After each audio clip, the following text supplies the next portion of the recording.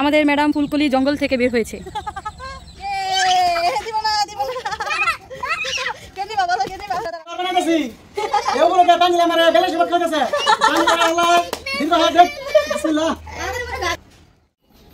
আজকের ভিডিওটা খুবই ইন্টারেস্টিং একটা ভিডিও। ভিউয়ার্স, কি অবস্থা সবার?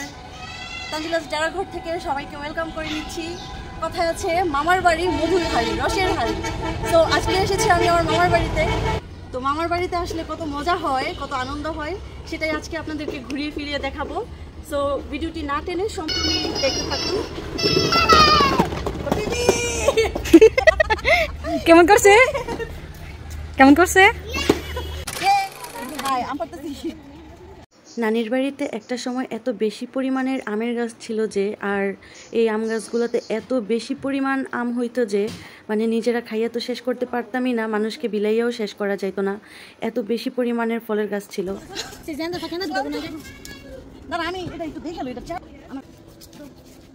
আমরা হচ্ছে এখন গাছ থেকে আম পারবো। তো এই যে এত বড় একটা কোটা, এই কোটা দিয়ে কিভাবে আম পারি দেখেন। এই বাসের নাম কি দিছে? এই আমরা যদি নিচে ফেলাস না তোর চুবাই আনতে। ভিউয়ার্স, তোমরা দেখতেই পাচ্ছ এত বড় একটা বাস আলগাইতে আমার অনেক কষ্ট হইতেছে, আর উপরের দিকে তাকায় থাকতে থাকতে আমার ঘাড় পুরো ব্যথা হয়ে গেছে। অবশেষে পারছি। হ্যাঁ, কত খুশি। হ্যাঁ, যদিও আম পাড়তে অনেক কষ্ট হয়েছে, কিন্তু সবাই অনেক আনন্দ করছি একসাথে। এই কারণেই তো এই যে আম পারছি।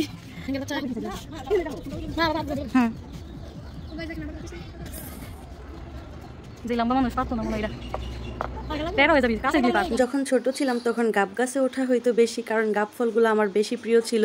কারণ ভাই বোন ছিলাম আমরা অনেকগুলা, কে কার আগে গাছ থেকে গিয়ে পাকা গাব পেরে খাবে ওঠার একটা কম্পিটিশন ছিল। আমরা কিন্তু 30 থেকে 35 জনের মতো, শুধু মামাতো আর খালাতো ভাই বোনের সাথে ছিলাম।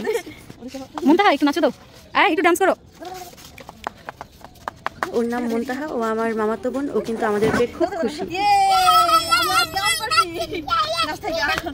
অনেক কষ্ট করেছে এই কোটাটা আলগাইতে, অবশেষে আমরা এই আম পারছি। ব্যাক ক্যামেরাতে হচ্ছে একটু আপনাদেরকে দেখাই, এই যে এত সুন্দর সুন্দর ফুল হয়েছে। ভিউয়ার্স, প্রথমেই তোমাদেরকে আমার মামা বাড়ির ছাদ বাগান ঘুরিয়ে দেখাবো। ছাদ বাগানে অনেক সুন্দর সুন্দর ফুলের গাছ আর ফলের গাছ আছে। চলো প্রথমেই পরিচিত হয়ে নেই। এটা ড্রাগন ফল। এটা কি ফল গাছ গো আপু? এটা ড্রাগন ফল গাছ। এটা কি গাছ? এটা এভাকোডা। তুই তো বলি এভাকোডা। আর এটা চেরি গাছ। কারে আমার এটাকে এটা হচ্ছে বিলাতি গাব গাছ। এই বিলাতি গাব গাছ থেকে আগে কত বিলাতি গাব পেড়া খাইছি। এখন এই পুকুরটাও নষ্ট হয়ে গেছে।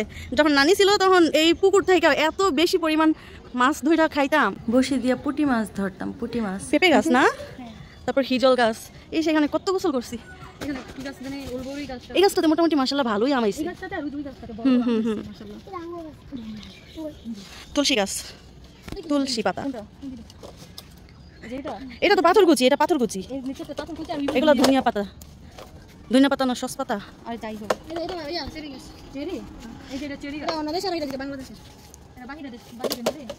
সাথে মোটামুটি ভালোই গাছ টাছ লাগানো হয়েছে। হ্যাঁ, বিদেশিনী তোমার চেরি ফুল দাও। এই যে ব্যথা পাইবা ভাইয়া, রাখো। নিচে নাই বাকিগুলো সব ইয়া করবো। এইদিকে এইদিকে এই যে আমগুলো, কিন্তু কোনটা আঙ্গুর ফল গাছ? হ্যাঁ, ও এটা।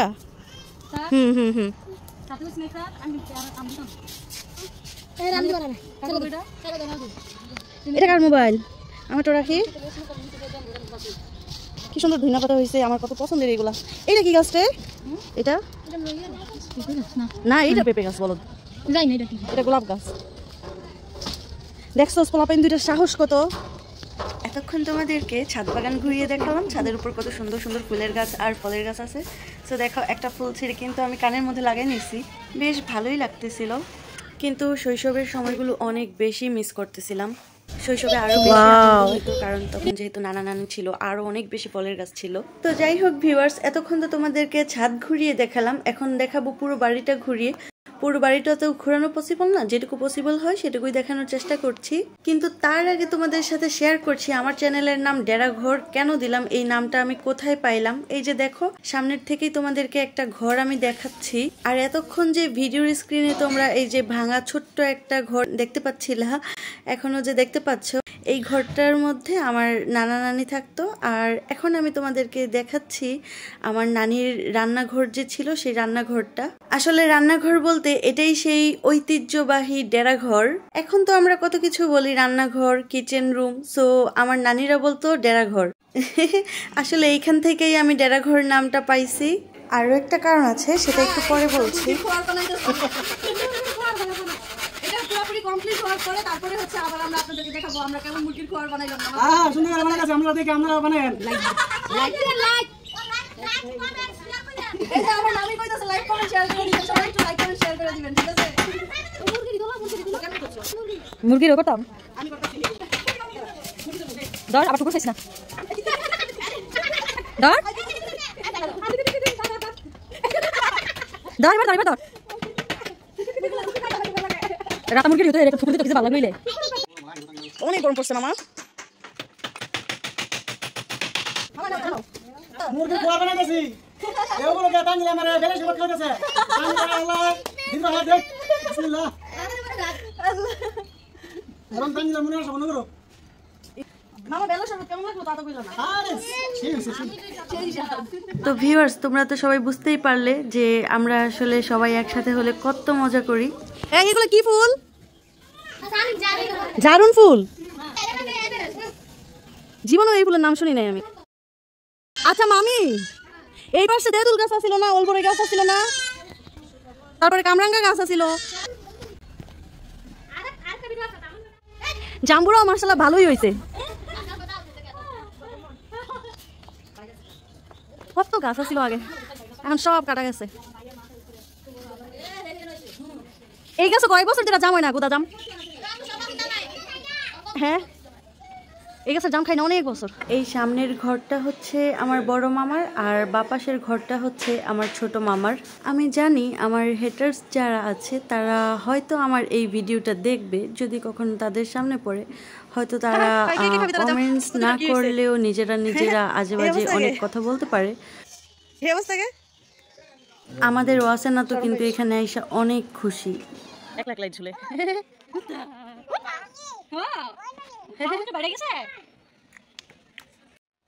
আমার মামা হচ্ছে 4টা, এটা হচ্ছে আমার সেজু মামার ঘর। ও যেটা বলছিলাম, আমার চ্যানেলের নাম কেন আসলে ডেরা ঘর দিছি, আমি যখন চ্যানেলের নাম ঠিক করি তখন নাম খুঁজে পাইতেছিলাম না, তখন মা আমাকে বলল যে ডেরা ঘর নাম দিতে, কারণ আমার নানিরা হচ্ছে যে রান্নাঘরে ডেরা ঘর বলতো, তো ওইখান থেকেই আমার চ্যানেলের নাম ডেরা ঘর দেয়া। আর এখানে হচ্ছে কবরস্থান, আমার নানাকে এখানে কবর দেওয়া হয়েছে, প্লাস আমার মামাতো ভাইকে। আর এখন যে ঘরটা দেখা গেছে ওইটা হচ্ছে আমার মেজু মামার ঘর।